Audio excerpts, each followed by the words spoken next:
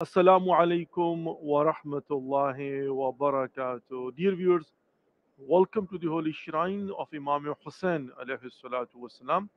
Welcome to the holy city of Karbala and welcome to another episode of very special and unique series of programs. Salaam Ya Hussain alayhi salatu wasalam. Today is 29th of Ziqa'ad, which means today is the day of the Shahada of our beloved Imam, Imam al-Jawad alayhi salatu wassalam. First of all, I would like to offer my condolences to the Imam of our time, Imam Mahdi alayhi salatu wassalam, and Tamam Maraj Uzzam, and all mu'mineen wal mu'minat. May Allah give us tawfiq that we will be able to understand the teachings and characteristics and the conduct of Imam Taqi, Imam Jawad alayhi salatu wasalam, and would implement upon ourselves, and then inshallah will be a practical examples for humanity and mankind. Let's begin today's program with Dua Salamati Imam Zaman Ajjalallahu Farajahum Sharif, which means a special supplication for the protection and the safety of our 12th Imam, Imam Mahdi alayhi salatu wasalam. Bismillah ar-Rahman ar-Rahim. اللهم كل وليك الحجة ابن الحسن صلواتك عليه وعلى آبائه في هذه الساعة وفي كل ساعة وليا وحافظا وقائدا وناصرا ودليلا وعينا حتى تسكنه أرضك توءا وتمتعه فيها طويلا برحمتك يا أرحم الراحمين آمين يا رب العالمين. Dear viewers, let's make a niyyah that we are going to recite a short ziyarah of Imam Hussain alayhi salatu wasalam on behalf of ourselves, our families, our friends, our neighbors, كل مؤمنين والمؤمنات, كل مسلمين والمسلمات, كل مرحومين والمرحومات, قربة إلى الله. Either you can put your hand on your chest or you can point your finger towards the shrine of Imam Hussain alayhi salam in order to show your respect. Let's make a niyyah and recite all together a short ziyarah. اللهم صل على محمد وآل محمد وأجل فرجهم الشريف. السلام عليك يا أبا عبد الله. السلام عليك يا ابن رسول الله. السلام عليك يا ابن أمير المؤمنين وابن سيد الوصيين. السلام عليك يا ابن فاطمة الزهراء سيدة النساء العالمين وعلى الأرواح التي حلت بفنائك. عليك مني سلام الله أبدا ما بقيت وبقي الليل والنهار ولا جعله الله آخر العهد مني لزيارتكم. السلام على الحسين وعلى علي بن الحسين وعلى أولاد الحسين وعلى أصحاب الحسين ورحمة الله وبركاته. تقبل الله أعمالكم and ajrukum in Allah. May Allah accept our efforts and give to all of us the best reward with the right of Imam Hussain alayhi salatu wasalam. Ameen Ya Rabbal Alameen.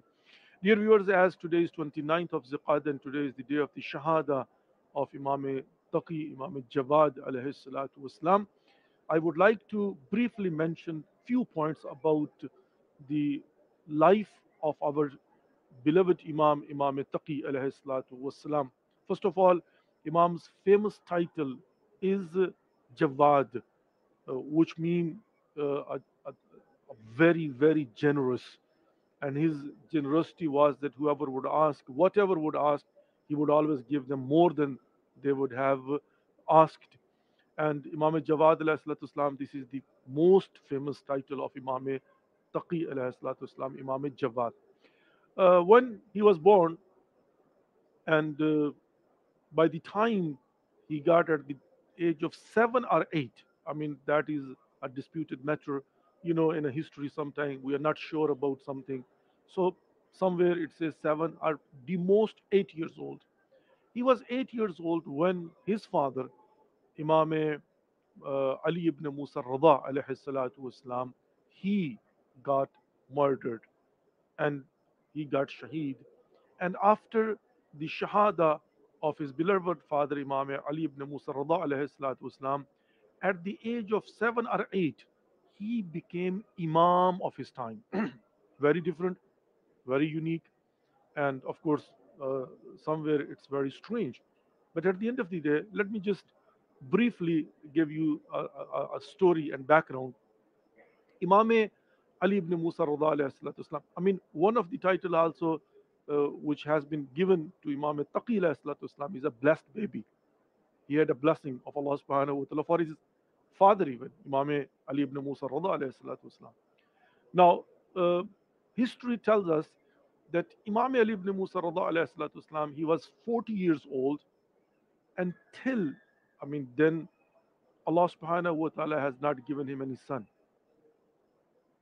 Now, people, the follower of Imam Ali ibn Musa Rada alayhi salatu wasalam, they started to have a doubt because they knew that it's a saying of our Holy Prophet Muhammad, peace be upon him, that there are going to be 12 successors, like Khulafa Ubadi Atna Ashar, that after me there will be 12 Khulafa and there will be my 12 successors. And they knew that Imam Ali ibn Musa Rada Islam, he is our 8th Imam, and now there has to be our 9th Imam and 10th and 11th and 12th. And while at the age of 40, Imam Ali ibn Musa Rada alayhi salatu Islam was not granted by Allah subhanahu wa ta'ala any baby boy. So people, even the follower, they started to have a doubt about Imam Ali ibn Musa Rada alayhi salatu Islam, that is he our Imam? Then where is the next Imam? Now, you know, أم حسبتم أن تدخلوا الجنة ولما يعلم الذين جاهدوا منكم ويعلم الصابرين. By the way, it's a nature. It is a formula. It is something very clear that Allah subhanahu wa ta'ala will have to test us. You can't escape. Like لا يمكن الفرار من حكومتك. You can't escape. You can't say that I don't want to go through any test. Like for example, you will say that everything is peaceful and no hurdle, no obstacle, no problem, not at all.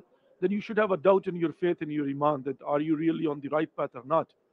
Because if you are on the right path and you are a believer and you are a follower of Prophet Muhammad, peace be upon him, and his progeny, and you are on the right path, then there has to be test.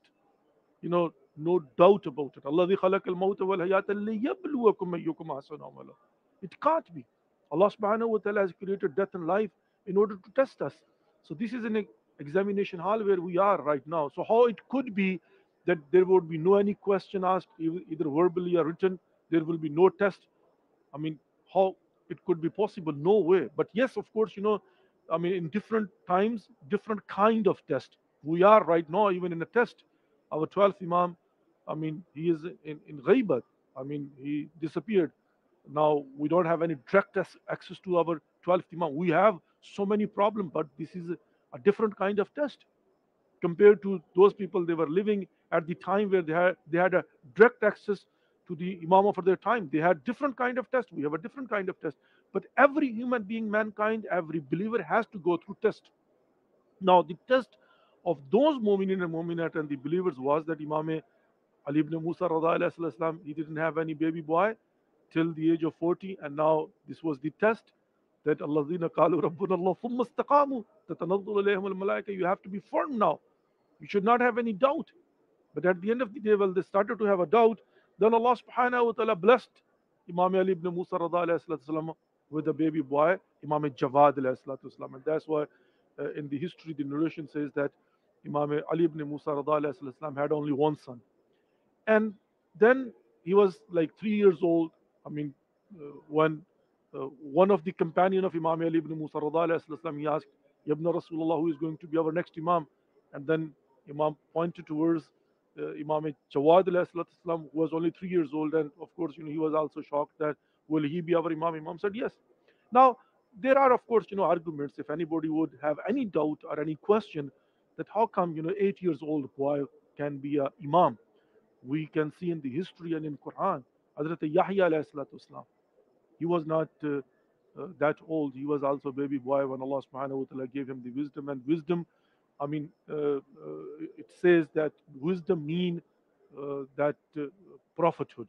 That was the status. In a wording, Allah subhanahu wa ta'ala calls, we gave him a wisdom while he was a baby. When kana sabiya, he was still a child. Allah subhanahu wa ta'ala gave him and appointed him as a prophet. One. Second thing, Hazrat Isa alayhi salatu wasalam, Inni Abdullah atani al-kitab wajalani nabiyya. While he was in a cradle, newborn baby, he started to speak. It was a miracle. So we should not have any doubt about it that, how come 8 years old boy can be Imam?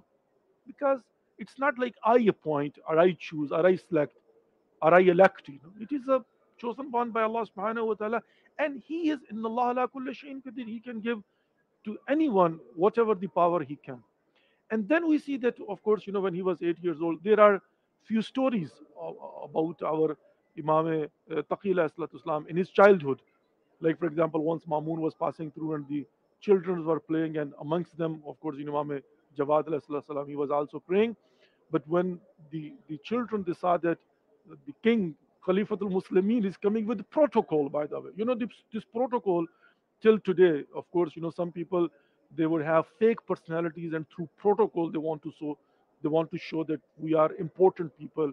Look, at us, and then they will block the roads, and traffic will be blocked, and then, squad and police and this and that. I mean, that's exactly what. This is not something new. So he was also coming, I mean, going for hunting with the protocol. And while he was passing through, now this is the story of our Imam. He was only 7, 8 years old.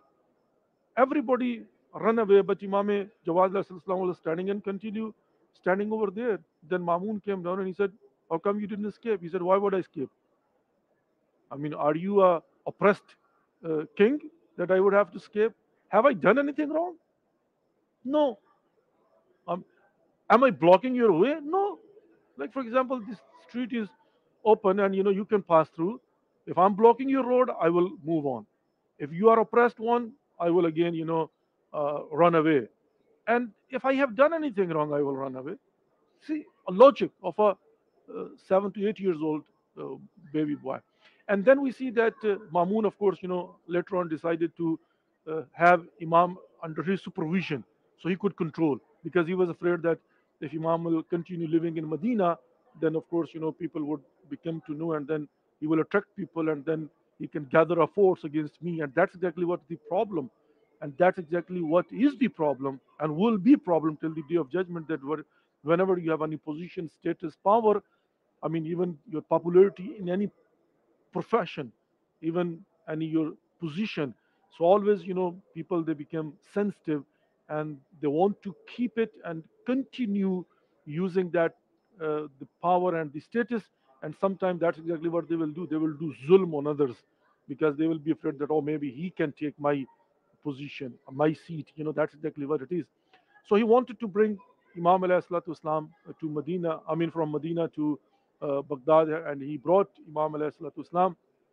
While he brought him there, now he wanted to put him under his supervision, but he didn't know that he is Imam. I mean, So what we see is that he offered his daughter to Imam Jawad alayhi salatu Islam, and Imam accepted. I mean, that was, of course, I can say there was no any better choice than that. And then Ma'mun, wanted to show and impress his own government, his own regime, his own ministers, his own relatives, his own cousins. They had important positions in a government, because they said, "Why are you giving your daughter to this young man? And who is he? What is his status? I mean, materialistically talking." And then he wanted to prove that yes, he is important, he is unique. I mean, he does deserve to be my son-in-law. I mean, like, for example, he was thinking that he is Khalifatul Muslimin and he has the absolute power. So that means that now, if he is becoming my son-in-law, that is going to be a privilege and the pride for him. Though he didn't understand that that could be a pride for him, not for Imam Jawad alayhi salam. But of course, everybody's point of view is different. And in order to tell people and convince his own regime, his kitchen cabinet, what he did, he arranged debates that Imam alayhi salatu Islam would have debate with senior scholars, with, I mean, worldly, like today we say that worldly renowned. I mean, even some people, even their own city, they don't know that who is he, but they will put over their worldly renowned. I mean, of course, if you'll see, sometimes you're shocked. So he would bring, at that time, worldly renowned, I mean, very, like highly recognized scholars, that he would think that they are the most popular one, and everybody thinks, because this is also something. that people they believe that he is a scholar and he is a knowledge. Maybe that person will not have any deep knowledge, will be only a good orator. But at the end of the day, it's a people's belief. It's a rating, that counts today. Like people's rating number one, two, three, four. So he would bring them like Yahya ibn Aksam, one of the Qazi al Quzat Chief Justice and the most senior clergy, and not only that but also of course authority, and everybody would believe that he is the at most authority in Islam. So he would bring them, and then Imam Jawad alayhi salam would have a debate with him, and then he would prove what kind of and how much knowledge he had. Anyway, finally we see 25th of 29th of Ziqad, Imam Jawad alayhi salam was poisoned by his own wife, which was the daughter of Khalifa. I mean, got the inspirations from here and there, and she was, of course, misguided. And you know what? At the age of 25, 25 only, he was poisoned and he was martyred. Imam Jawad al-Asas. From the age of 8 till 25, 17 years, he had this status of the Imam and he served well. Today is the Shahada of Imam Jawad alayhi salatu wasalam. Let's once again offer our condolences to the Imam of our time. Yabna Rasulullah, we are mourning the tragedy of the Shahada of Imam Jawad alayhi salatu wasalam. May Allah give us tawfiq with the right of Imam Jawad alayhi salam, that we will understand the teachings of Imam Jawad alayhi salam, would implement upon our characteristics, and will be a best practical examples for humanity and mankind.